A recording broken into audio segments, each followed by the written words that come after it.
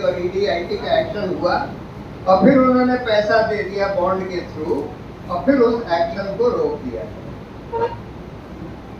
और कुछ बॉन्ड उन कंपनियों ने दिए जो अपने हक में पॉलिसी बदलवाना चाहती हैं। एक ग्रासिम इंडस्ट्रीज है, ये आदित्य बिरला ग्रुप की, उन्होंने कुछ बॉन्ड दिए 100 करोड़ से ज्यादा के भाजपा को और उनके हक में इंपोर्ट पॉलिसी बदल दी गई। उसी तरह से भारतीय टेलीकॉम ने करीब 150 करोड़ के बॉन्ड भाजपा को दिए और भारतीय टेलीकॉम को सैटेलाइट स्पेक्ट्रम का कोई एलोकेशन कर दिया गया बगैर नीलामी।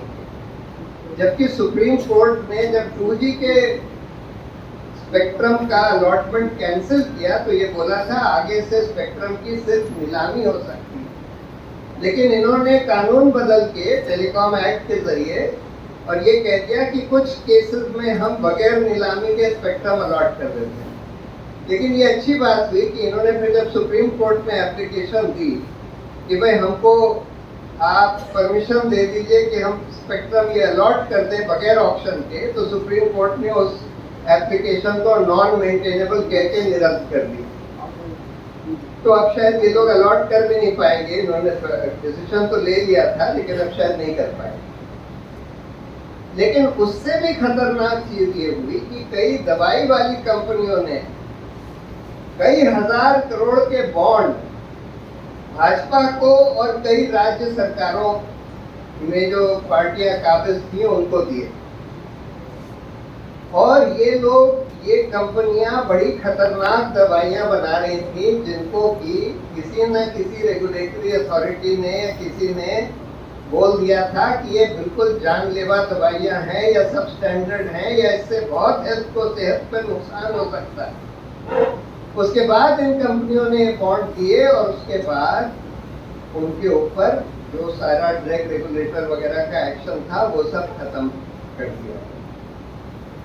तो तरह तरह से ये इलेक्टोरल बॉन्ड दिए गए घूस के तौर पर, कॉन्ट्रैक्ट के लिए, ईडी-आईटी का एक्शन से बचने के लिए, पॉलिसी अपने हक में बनवाने के लिए, ड्रग रेगुलेटर से बचने के लिए।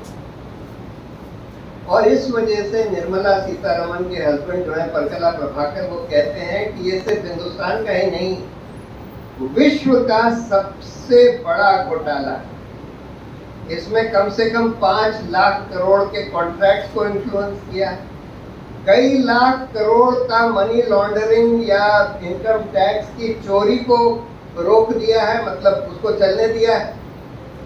बहुत सारी सब स्टैंडर्ड जानलेवा दवाइयां चलने दी हैं जिसकी वजह से शायद लाखों लोगों को मौत के घाट उतार दिया गया।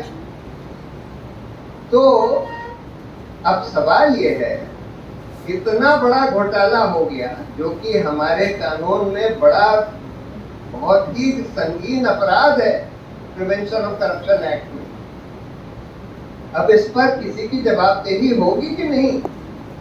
जो कंपनी में जो लोग थे जो इस कॉन्स्पिरेसी में शामिल हुए, पार्टी में जो लोग थे जो इस कॉन्स्पिरेसी में शामिल हुए, सरकारों में जो लोग थे, ईडी-आईटी सीबीआई में जो लोग थे जो इस कॉन्स्पिरेसी में शामिल हुए, उनकी जवाबदेही तय होगी कि नहीं? और इन पार्टियों से जिन्होंने ये घूस का पैसा लिया, उनसे ये पैसा वसूला जाएगा कि नहीं?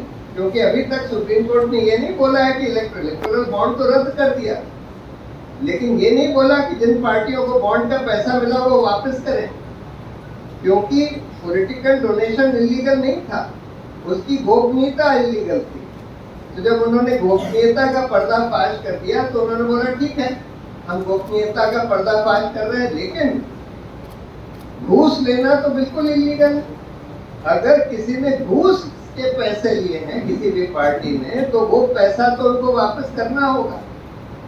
तो इसलिए हम लोगों ने कॉमन कॉज और centre for public interest litigation ने एक नई पिटीशन फाइल करी है जिसकी सुनवाई अब जल्दी ही होगी, जिसमें हमने ये मांग करी है कि एक स्पेशल इन्वेस्टिगेशन टीम का गठन किया जाए, क्योंकि इसका इन्वेस्टिगेशन सीबीआई, ईडी वगैरह तो कर नहीं सकते। वो लोग तो खुद ही इस घोटाले में शामिल है। इसलिए एक बिल्कुल स्वतंत्र एसआईटी का गठन किया जाए और एक सुप्रीम कोर्ट के रिटायर्ड जज की निगरानी में किया जाए, जिसका इन्वेस्टिगेशन हो और ये पता लगाया जाए कि कौन कौन लोग शामिल थे और उनको जवाबदेह ठहराया जाए और पॉलिटिकल पार्टियों से घूस का पैसा वसूला जाए। तो अब देखिए, मोदी जेटली जी ने तो ये जस्टिफिकेशन